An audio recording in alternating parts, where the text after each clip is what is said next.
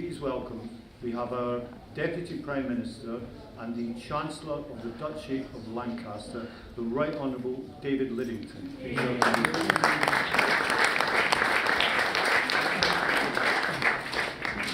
Well, Pat, thank you very much indeed. And after 7 hours of cabinet meeting today, I feel liberated to be with you this evening. And I was very grateful for the invitation to come and say a few words on behalf of the Prime Minister and the government this evening.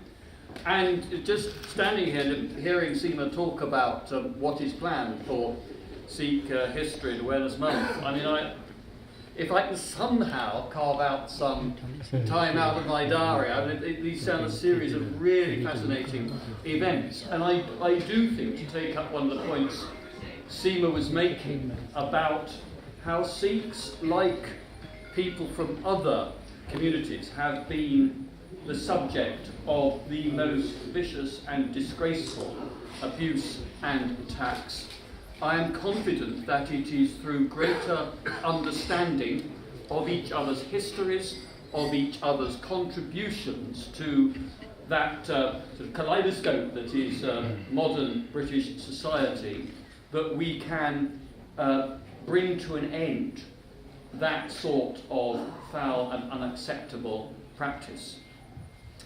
But I want to first of all say Happy Vaisakhi to you all on behalf of the government and the Prime Minister. And of course this evening is an opportunity to mark the beginning of the festive season, and with the new year we are, as the poster behind me points out, welcoming a special anniversary of 550 years since the birth of Guru Nanak, the founder of Sikhism. And it's a time too to say thank you to the Sikh community in every part of the United Kingdom for the immense contributions that you make to this country, both individually and through the many Sikh community organisations that we see nationwide. Every day, British Sikhs are playing a fundamental role in the life of this country, whether that is working in business, law, medicine, media, or competing in sport.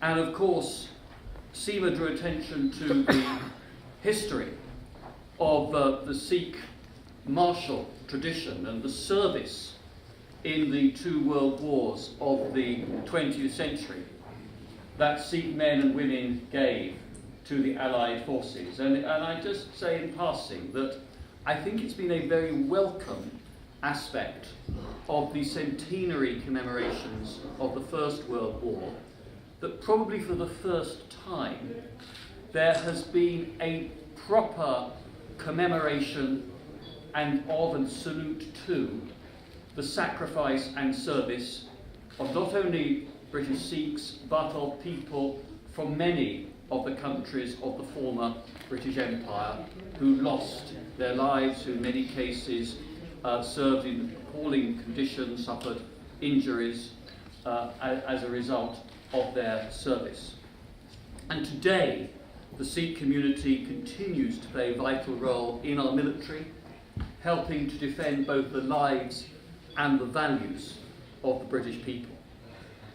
Here at home, Sikh charities in particular are renowned for helping the most vulnerable among us, from supporting people affected by the Grenfell Tower disaster, when the teams from the local Gurdwaras were amongst the first on the scene to offer practical help and support to their fellow citizens in dire need, or providing vital services to the homeless on our streets, in keeping with the Sikh tradition of providing free langar meals.